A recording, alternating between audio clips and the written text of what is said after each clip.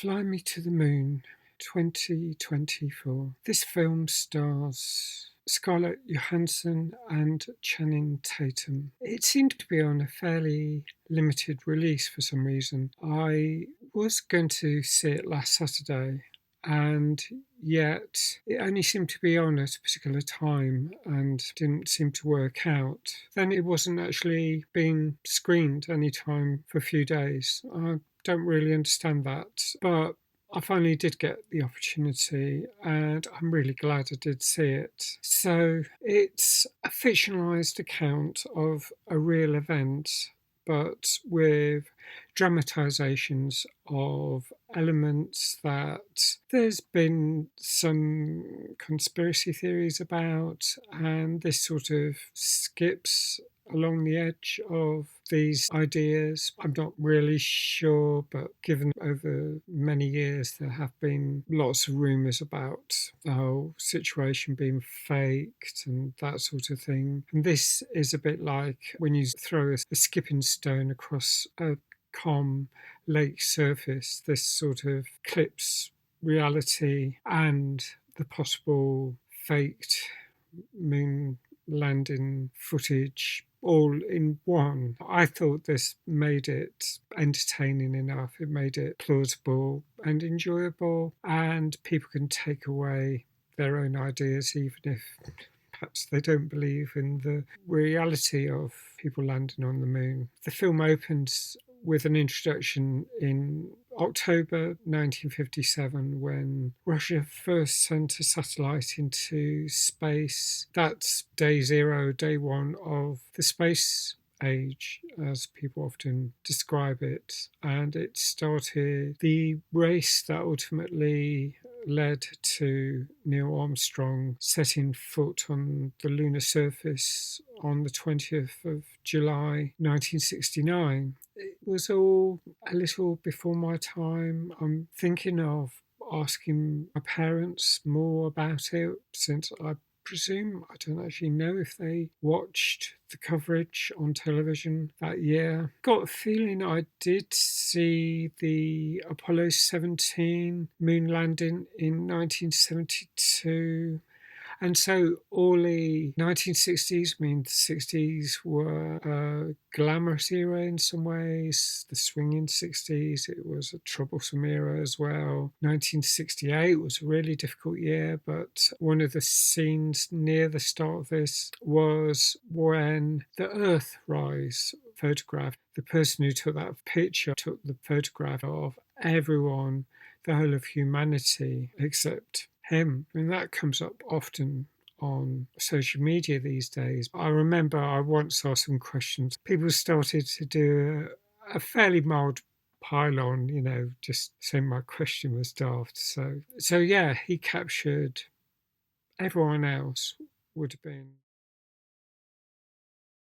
That whole time must have been amazing. I remember when history was covered in school, a lot of it was during an era that were a lot harder to relate to. I mean, kings and queens of England from centuries earlier. And yet then we did get up to the 20th century, and I felt much more able to pay attention simply because it was something that I understood a lot better. And my interest in history has developed more once I've built the foundation on looking at the 20th century, because seeing how we fit in as individuals really helps. I think that is the way I like looking at history, looking back a few decades. If I was teaching history now in the 20s, in the 2020s, I would talk about the 2010s and the noughties, because those are the most relatable decades for young people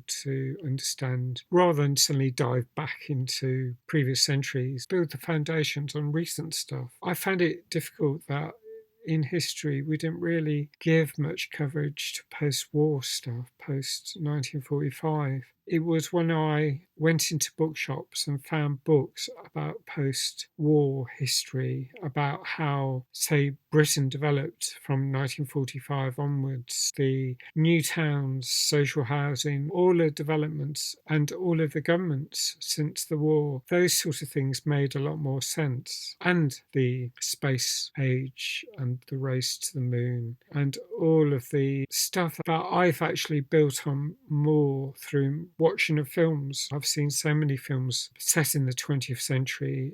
They've been like building blocks that have fit together. All of the decades now have been created in a much more meaningful way in my mind, simply because I've seen so many films about all of the different decades in the 20th century and now into the 21st century. So Scarlett Johansson plays a character who works in advertising, and we get to see some of her backstory as well. Her characters called Kelly. She talks about her mother and the sort of fairly minor scams that her mother taught her to do to survive when they were eking out a living when she was growing up. So she gets into advertising. She goes to New York and eventually she develops an interest in Quest for the trip to the moon when Neil Armstrong, Buzz Aldrin, and Michael Collins travelled to the moon in July 1969. And the 7 months from December 1968, and that build up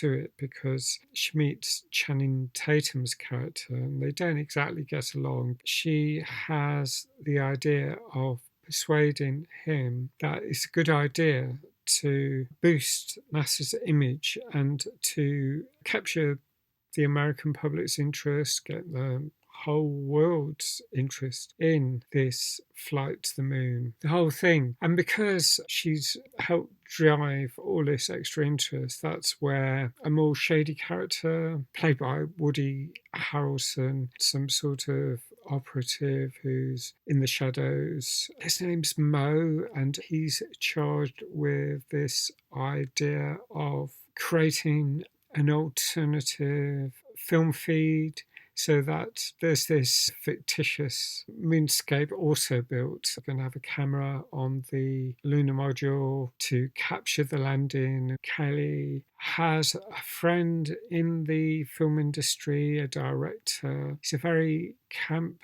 character and it's kind of amusing the way it's done. I'd like to know what other LGBTQIA people think.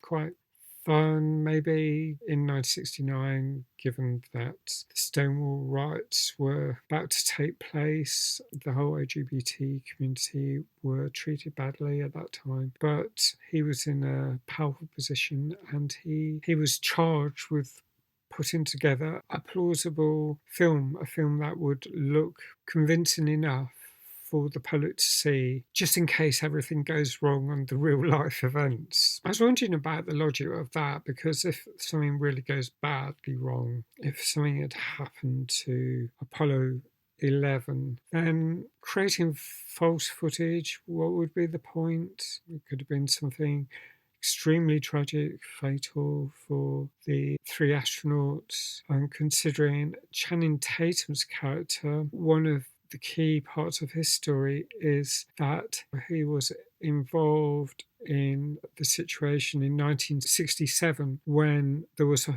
tragic fatal fire on Apollo 1 and three astronauts died in a capsule. He can't forgive himself for what happened then, and he's living with that guilt forevermore. And there's quite a few levels of tension, so much at stake, and there's all these different elements that interplay together. And I loved how it was done. I think all of the acting was great. I always think Scarlett Johansson is awesome. Channing Tatum's pretty good. I just really enjoyed the ride. Whilst there might have been a few elements that put question marks in my head, I was willing to forgive it because I enjoyed the story enough.